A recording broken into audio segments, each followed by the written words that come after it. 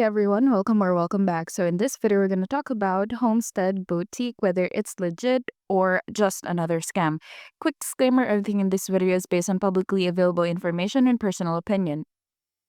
The Homestead Boutique presents itself as a cozy online shop selling home decor, gifts, and boutique-style items. The website has that small business charm and the product images look nice. But beyond the site itself, there isn't much to go on.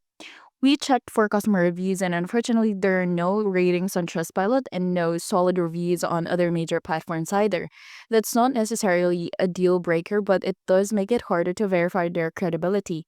A few sites like Scam Advisor have flagged it as some risky factor or risk factors, mainly because of its limited transparency and lack of an established online presence.